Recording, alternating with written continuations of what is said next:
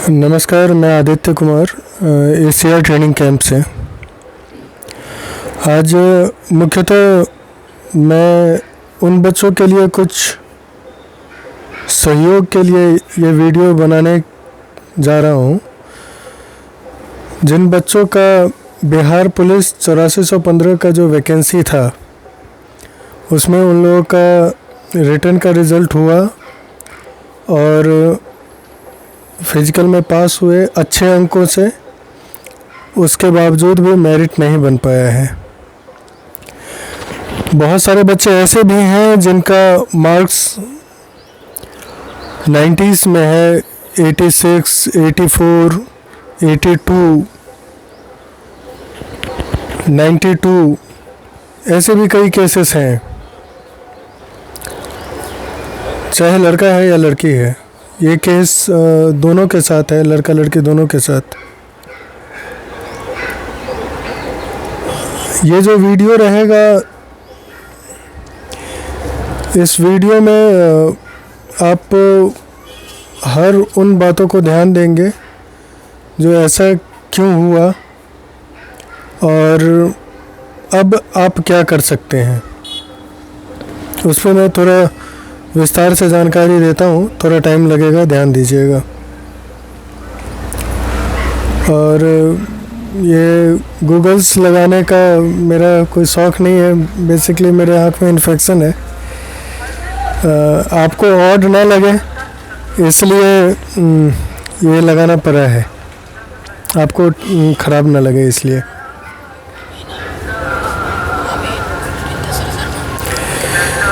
तो my dear, मैं बताता हूँ कि क्या कारण रहा होगा जो आपको अच्छे अंक आने के बावजूद भी फाइनल मेरिट लिस्ट में नाम नहीं आया। एज फैक्टर, जो कि आप लोग बेहतर जान रहे हैं, एज फैक्टर है और डॉक्यूमेंट्स का फैक्टर। बहुत बच्चे ऐसे भी होंगे जिनका डॉक्यूमेंट्स में कुछ त्रुटि रहने के कारण मेरिट में नाम नहीं आया होगा। उनके नंबर भी अच्छे रहे हो और डॉक्यूमेंट्स में त्रुटि रहा हो तो मेरिट में नाम नहीं आया। एज फैक्टर एक मेजर फैक्टर है इसमें, लेकिन कुछ संभावनाएं ये भी बनती हैं कि CSBC से कुछ त्रुटि रह गई हो। कुछ संभावनाएं इसलिए बनती है, ये कहने के पीछे कुछ ठोस तथ्य ये हैं कि इससे पूर्व भी कई वैकेंसीज में देखा गया है जो CSBC ने रिवाइज करके, और जब दोबारा से कुछ बच्चों का मेरिट रिलीज़ किया है। अब रिसेंट में सबसे रिसेंट जो था वो ये था कि बिहार पुलिस होमगार्ड सिपाही चालक में काफ़ी बच्चों का रिवाइज करके, और जिन बच्चों में उनसे त्रुटि रह गया था उन्होंने दोबारा रिलीज़ किया था। तो ये कैसे होगा? अगर आपको लगता है कि सच में CSBC से त्रुटि रह गया है तो वो रिवीज़न कैसे हो पाएगा इस चीज़ के लिए। और दूसरा चीज़, जो आपसे क्या त्रुटि रह गया या किस पॉइंट पे, किस जगह आपसे कमी रह गई जिसके कारण आपका रिजेक्शन हुआ मेरिट में, उस चीज़ को भी आप समझ पाएंगे। ये कैसे जान पाएंगे? और ये जानना भी बहुत ज़रूरी है। इन केस अगर आपसे कहीं किसी ढंग का त्रुटि रहा है, चाहे डॉक्यूमेंट्स में, मान लीजिए अगर डॉक्यूमेंट्स में त्रुटि रहा है और उस चीज़ से आप अनअवेयर हैं, अवगत नहीं हैं, तो ऐसा हो सकता है कि आगे जो वैकेंसी आने वाला है उसमें भी आप उस त्रुटि को सुधार किए बिना आगे प्रोसेस में बढ़ जाएं। इसलिए आप अपने त्रुटि को जान लें, समझ लें। अगर CSBC के तरफ से कोई त्रुटि रहा है तो उनको भी एक रिमाइंडर दे दिया जा सकता है। उसके लिए हम लोग जो बेस्ट चीज़ समझते हैं वो है RTI, राइट टू इन्फॉर्मेशन, मतलब सूचना का अधिकार।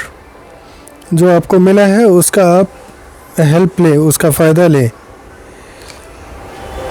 बच्चे बहुत हैं जो ऑनलाइन आरटीआई वगैरह के लिए ट्राई कर रहे हैं। आपका सीएसबीसी का ऑफिस बहुत ज़्यादा दूर नहीं है और ऑफलाइन भी आरटीआई करने का प्रोसेस बहुत ज़्यादा कॉम्प्लिकेटेड नहीं है। ऑनलाइन आरटीआई में बहुत सारे ऐसे वेबसाइट हैं, बहुत सारे ऐसे पोर्टल हैं जिसमें फ्रॉड हो रहा है या जिसमें आपका प्रोसेस हो सकता है पेंडिंग ही रह जाए। तो मेरे तरफ से एक छोटा सा सजेशन यही है कि it is best to go for offline mode, मतलब जो आपका पारंपरिक तरीका है कि बाय पोस्ट आप उस चीज़ को भेजें, तो उस प्रोसेस को आप फॉलो करें। मैं कोशिश करूँगा कि आप लोग जो आरटीआई करेंगे उसके हर एक बिंदु को आपको समझाने का कोशिश रहेगा कि आप क्या क्या चीज़ों का ध्यान दें और कैसे क्या करें। सबसे पहले आपको करना क्या है कि आरटीआई फॉर्म डाउनलोड करना है। जो बच्चे इंग्लिश में कर सकते हैं इंग्लिश में कर लें, जो बच्चे हिंदी में कर सकते हैं हिंदी में कर लें आरटीआई फॉर्म का पीडीएफ। मैं अभी इस चीज़ को हिंदी में ही समझाना ज़्यादा बेहतर समझूंगा, बहुत बच्चे हिंदी में ही प्रेफर करते हैं इसलिए।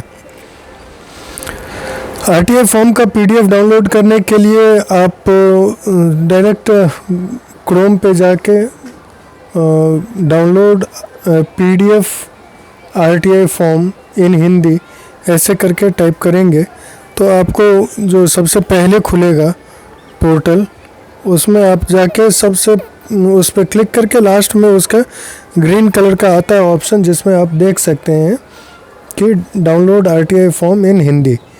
उस ऑप्शन को आप क्लिक करके उसको डाउनलोड कर लें। विशेष तो आप लोग, अब तो डिजिटल युग है, आप लोग खुद काफ़ी जानकार हैं, वो कर सकते हैं इजीली, कोई बड़ी चीज़ नहीं है। अब उसके बाद जैसे ही फॉर्म खुलता है तो उसका सबसे पहला पॉइंट जो है वो आवेदक का नाम है, मतलब आपका नाम। हिंदी का फॉर्म है तो आप ये ज़रूर ध्यान रखें हिंदी के फॉर्म को इंग्लिश में ना भरें, हिंदी के फॉर्म को हिंदी में ही भरें, अपना नाम दे दें। दूसरे पॉइंट में है पूरा पता, ईमेल, फैक्स जिस पर जानकारी प्रेषित की जाना है, तो आप अपना पूरा एड्रेस दे दें और साथ में ईमेल एड्रेस भी दे दें। फैक्स का तो कोई ज़रूरी नहीं लगता है। दूरभाष क्रमांक मतलब आपका मोबाइल नंबर, तो अपना मोबाइल नंबर दें तीसरे पॉइंट पे। अच्छा, चौथा पॉइंट है आवेदन देने का दिनांक। ये जिस दिन आप ये फॉर्म भर रहे हैं वो डेट दे दें, भले उसके कल हो के आप पोस्ट करें, कोई इशू नहीं है, लेकिन डेट आप वो दे सकते हैं या कल का भी दे सकते हैं। पांचवा पॉइंट है कार्यालय का नाम। ये इम्पोर्टेंट पॉइंट है, इसमें ध्यान देना है। कार्यालय का नाम देना है लोक सूचना अधिकारी। दोबारा मैं रिपीट कर रहा हूँ, जो पांचवा पॉइंट है लोक सूचना अधिकारी CSBC पटना, लोक सूचना अधिकारी CSBC पटना। ओके, उसके बाद आप छठे पॉइंट पे आप देखेंगे जो सबसे अहम रोल रखता है। ये और सब चीज़ें तो आप लोग अपने मन से इजीली भर सकते हैं, लेकिन इसमें थोड़ा शायद मेरा सजेशन हेल्पफुल रहेगा आपको।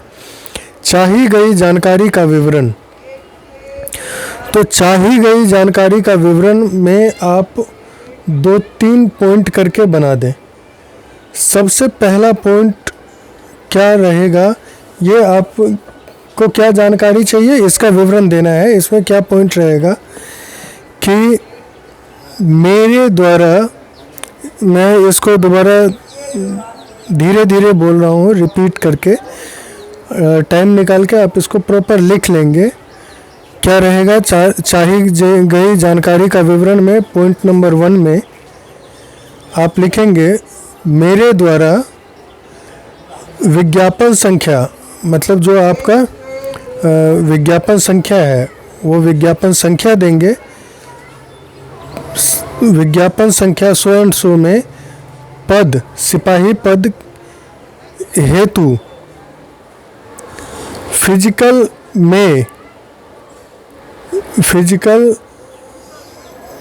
या शारीरिक दक्षता परीक्षा में प्राप्त किए गए कुल अंकों का विस्तृत विवरण दें। मैं दोबारा रिपीट कर रहा हूँ थोड़ा तरीके से। विज्ञापन संख्या सो एंड सो, जो आपका विज्ञापन संख्या है वो लिख देंगे, में अपना रोल नंबर देंगे, क्रमांक, उसके बाद अपना नाम, के द्वारा प्राप्त किए गए के द्वारा शारीरिक दक्षता परीक्षा में प्राप्त किए गए कुल अंकों का विवरण विस्तार में दें। ये हो गया। इसमें अपना रोल नंबर देना बहुत ज़रूरी है, अपना नाम देना ज़रूरी है और विज्ञापन संख्या देना ज़रूरी है। 3 इम्पोर्टेंट चीज़, आपका रोल नंबर, आपका नाम और विज्ञापन संख्या, कौन सा विज्ञापन संख्या है और आप किस पद के लिए थे वो भी। तो ये 4 चीज़ आप ठीक से भर देंगे और अपना कुल अंक जो शारीरिक दक्षता परीक्षा में प्राप्त किए हैं उसके लिए मांगेंगे जानकारी। दूसरा पॉइंट आप क्या लिखेंगे ये सुन लीजिए ध्यान से। दूसरा पॉइंट आप देंगे, अंतिम रूप से मेधा सूची में उपर्युक्त क्रमांक वाले छात्र का चयनित न होने का कारण स्पष्ट करें। या इसको आप ऐसे लिख सकते हैं, मेधा सूची में अंतिम रूप से चयनित न होने का कारण स्पष्ट करें। ठीक है, तो ये 2 क्वेश्चन हो गया। इसमें आपको ये कारण बताया जाएगा जो आप किस कारण से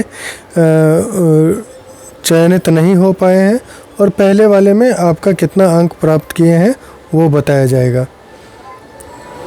ओके, और ये 2 क्वेश्चंस जैसे ही जाएंगे, एक और क्वेश्चन आप ऐड कर सकते हैं, ज़रूरी भी उतना नहीं है लेकिन आप ऐड कर सकते हैं। ये क्वेश्चन ये रहेगा, तीसरा क्वेश्चन, कि मेधा सूची बनाने की उपयुक्त पद पे, जो जिस पद के लिए आप आवेदन किए हैं, उस पद पे मेधा सूची बनाने का प्रक्रिया का विस्तार में जानकारी प्रदान करें, जिसमें आपका जो बेसिस है, क्या आधार है, उस आधार को क्लियर वे में बताया जाएगा। जो आपका डेट ऑफ बर्थ वगैरह का कैसे ये लोग प्रोसेस रखते हैं, तो ये बहुत बड़ा गज़ट वगैरह टाइप में आएगा, तो ये भी आप मांग सकते हैं। दोबारा मैं इसको रिपीट करता हूँ कि मेधा सूची बनाने की प्रक्रिया, जिसमें आप जन्म तिथि एवं शारीरिक दक्षता परीक्षा में प्राप्त अंकों का जो आधार बनाते हैं, उस प्रक्रिया का विवरण आप प्रदान करें। ये हो गया आपका तीसरा क्वेश्चन। उसके बाद 8वां, ये हो गया आपका 7 पॉइंट क्लियर हो गया।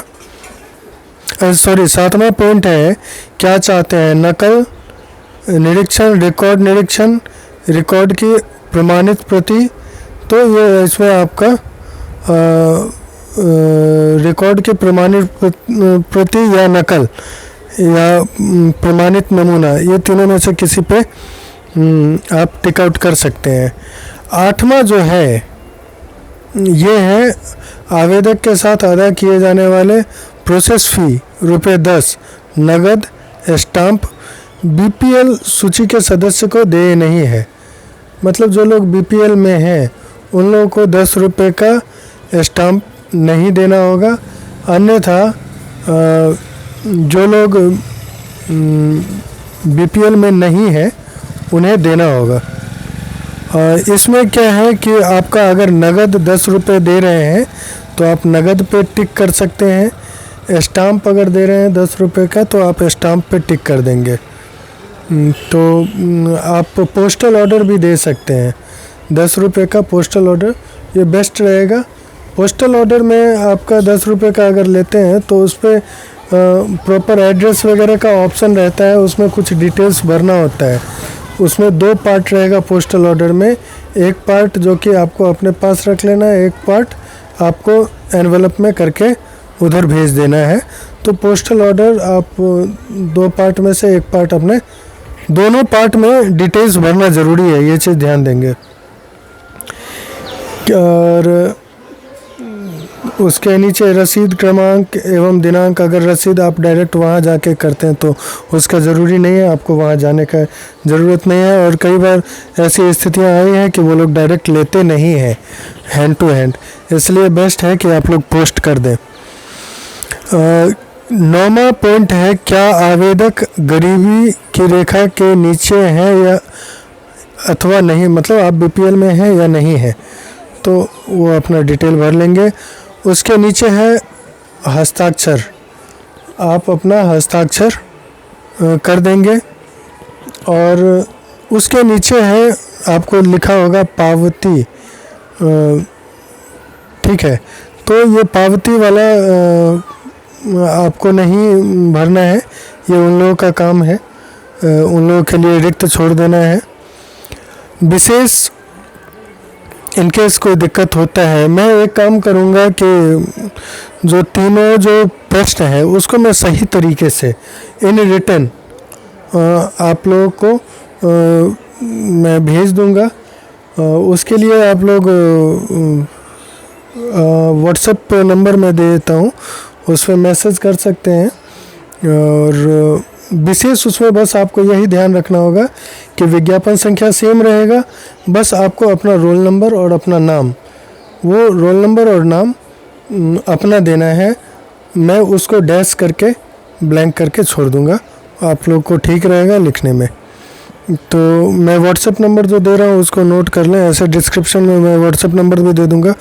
और एक टेलीग्राम ग्रुप है ACR ट्रेनिंग कैंप का, तो मैं उस ग्रुप का लिंक भेज दूँगा, सॉरी चैनल है, तो उसका लिंक भेज दूँगा, उसमें आप लोग ऐड हो सकते हैं। तो ऐसा होगा, उससे फ़ायदा ये होगा कि कहीं अगर कोई मिस हो रहा है, कोई व्हाट्सएप वगैरह पे नहीं हम जवाब दे पा रहे हैं, तो उससे आप लोग ईज़िली कोरिलेट कर पाएंगे। ओके माय डियर, दुख तो बहुत है, लेकिन कुछ बहुत अपने करीबी लोग भी थे, करीबी बच्चे जो कि बहुत अच्छा अंक प्राप्त किए थे। सच कहें तो नींद नहीं आता है उनके चेहरे को याद करके, और जो मेहनत जो किए यहाँ ग्राउंड में, उनका मेहनत देख के और उस मेहनत के बाद जो सफलता नहीं मिलती है, तो ऐसा लगता है कि वो हम खुद सफल हो गए हैं, और वो कष्ट बहुत दुखदाई हो रहा है।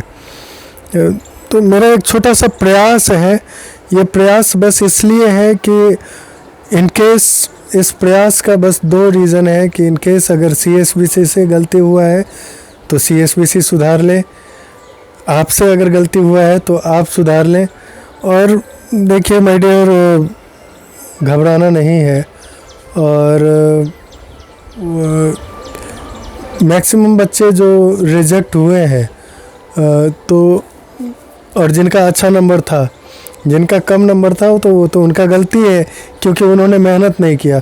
अब लेकिन जो बच्चा 86, 92, 90, 82 ऐसे नंबर ला रहे हैं, तो वो तो मेहनत किए हैं, बिना मेहनत किए वहाँ तक नहीं आए होंगे। लेकिन उस मेहनत को आपको बरकरार रखना है।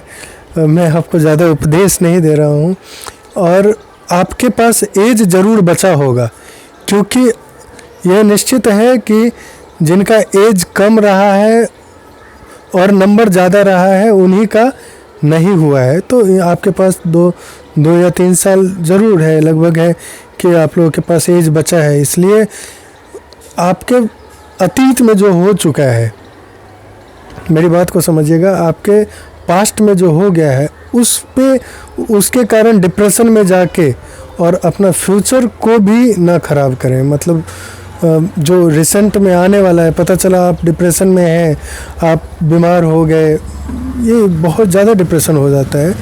आप बीमार हो गए और फिजिकली मेंटली आप कमज़ोर हो गए, तो उसका कहीं ना कहीं नेगेटिव प्रभाव आपके आने वाले जो वैकेंसीज है उस पर पड़ेगा। तो प्लीज़ अपने आप को हरास ना करें, अपने आप को टॉर्चर ना करें, समाज को थोड़ा साइड रखिए। ये लोग ऐसे ही करेंगे, ये पड़ोसी जो हैं वो सब ऐसे ही खुश होते हैं आपकी असफलता से, तो उन सब के बातों को इग्नोर करें, अपने आप को और मजबूत करें। जो चाहे जो भी हो जाए, होना तो है ही। हाँ, एक चीज़ और, ड्राइवर का भी वैकेंसी आने वाला है, सिपाही का भी वैकेंसी आने वाला है। और मुझे लगता है क्योंकि ड्राइवर का वैकेंसी लगातार बिहार में आ रहा है, तो बहुत बच्चे इसमें ऐसे भी होंगे जिनके पास ड्राइविंग लाइसेंस होगा ऑलरेडी, और वो लोग ड्राइवर का जो फॉर्म आता है उसको भी भरने के लिए एलिजिबल होंगे। तो वो लोग एक चीज़ ध्यान में रखें कि अगर उनका फॉर्म, मतलब उनका लाइसेंस अगर 1 साल पुराना हो चुका है, तो वो लोग HMV मतलब हेवी मोटर व्हीकल लाइसेंस बनवा लें।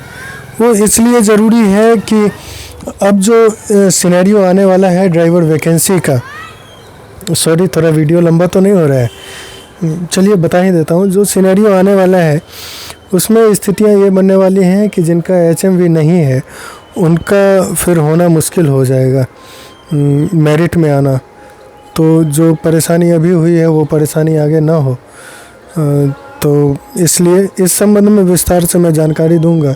जिन बच्चों को ड्राइवर जो वैकेंसी आने वाला है उसके रिलेटेड मैं विस्तार से एक वीडियो बना दूंगा, जो क्या सब होने वाला है आने वाले वैकेंसी में और आपको क्या सब करना चाहिए। तो नेक्स्ट वीडियो में मैं इस चीज़ का प्रॉपर डिस्क्रिप्शन दे दूंगा। और अभी फ़िलहाल आप लोग जवान हैं, और जवानों का उदास चेहरा अच्छा नहीं लगता है, जवानों का मुस्कुराता हुआ चेहरा ही अच्छा लगता है। आप मुस्कुराएंगे तो ये देश मुस्कुराता रहेगा। आपके मम्मी पापा, आप डिप्रेशन में रहेंगे, आपके मम्मी पापा और ज़्यादा डिप्रेशन में रहेंगे। आप हमेशा उदास एकदम मुरझाए हुए रहेंगे, आपके पड़ोसी बहुत ज़्यादा खुश होंगे, वो लोग बहुत एंजॉय करेंगे जो हाँ चलो हम बहुत उड़ रहा था। तो उनको, पड़ोसियों को खुश होने का मौका ना दें। एकदम बिंदास रहें, रिलैक्स रहें, हौसला रखें। आपने कर्म अच्छा किया है, आपके साथ ज़रूर अच्छा होगा। भगवान गीता में भी लिखते हैं कि आपके कर्म के साथ कभी बेईमानी नहीं हो सकता है, इसलिए बिंदास रहें। हो सकता है आपके लिए कुछ बहुत अच्छा भगवान ने सोच रखा है। प्लीज़ रिक्वेस्ट करता हूँ आप लोग हतोत्साह ना हो। Okay my dear, take care, bye bye. अच्छा, और कोई जानकारी अगर चाहिए होगा, मैं व्हाट्सएप नंबर दिया या नहीं, सॉरी अगर नहीं दिया हूँ तो मैं बता देता हूँ दोबारा। 9431, दोबारा रिपीट कर रहा हूँ, 9431 400 679। ये कॉल और व्हाट्सएप दोनों है। एक और नंबर है 9431 400 369। Okay my dear, take care, bye bye. मुस्कुराते रहिए।